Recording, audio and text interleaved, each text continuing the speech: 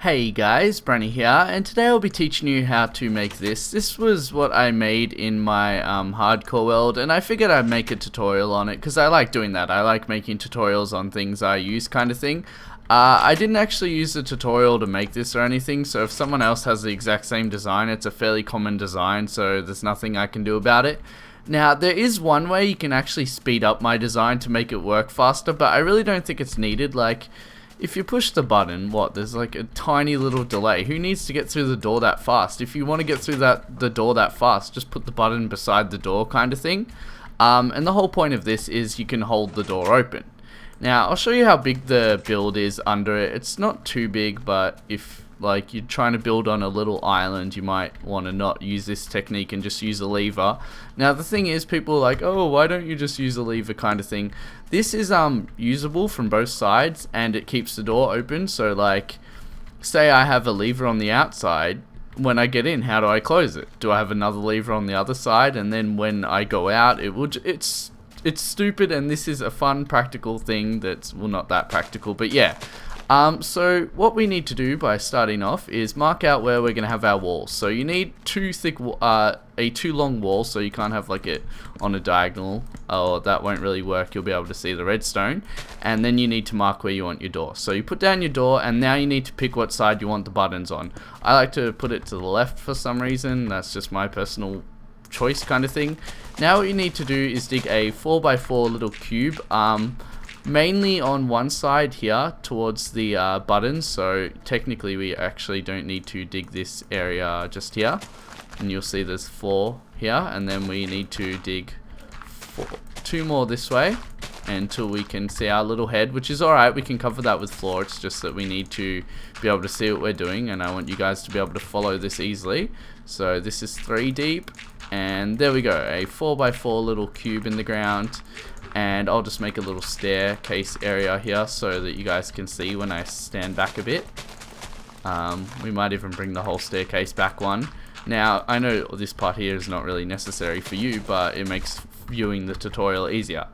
Alright, so now what we need to do under the button is leave one space and put a block. This is what's going to grab our redstone signal, so we need to put redstone on top of that. Then, 1 block below that, beside it, you need to place another block, and then forward or backwards 1, you need to place another one. Now, if you go backwards, you're obviously going to have to pull this back one, so I like to do it at the front. Then you need to place redstone on top of that. Now, on each end, you want to put a redstone torch, and, oops, where'd I put that one? There we go. There, like so. And this is a T flip-flop here. Basically, when we push the button once, it will switch it, and, well, it's not complete yet. Now, in line with the door, so not under here, you need to put a redstone torch. So we can actually fill that area back up. And that basically will be our power system. So what's going to happen is when we have redstone here and a piston on each side, which you've got to add. I'll just change that block just because it might look a bit confusing. That's actually not needed. Then you put a block in the middle, and then you place your last piston. These need to be normal pistons. There's no need for sticky pistons. Now when we push this button, both pistons will push at the same time, which will actually allow them to switch positions, and that basically means when we push the button again, it will switch positions again. So it doesn't matter what order you push the buttons, no matter what, it's gonna keep like opening the door and closing it once we hook that part up. And you'll see once the block slides over the redstone torch here, it will power the block, which will power any redstone beside it, or a repeater if you really want to have a bit of delay or something. But now beside this block, we need to put another block with a redstone torch. Now there's no need to really invert it, it's just the fact that it will get our power source up higher.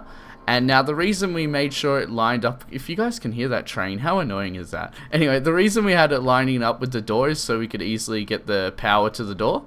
So you'll see that this block will power this torch, which will turn this torch off. So this redstone here is off now. Now when we push the button, there will be no power going to this torch, which will allow it to turn on this block, which will allow it to turn on this redstone, which will open the door. Now you can fill this up if you do it carefully without messing it up. So you can't place a block here, it will wreck it. But what I tend to do is just put a bunch of torches down here so the mobs don't spawn, like so. Just put torches everywhere where they can fit, and then I fill it up like so, and it's invisible basically. You can't see it's there.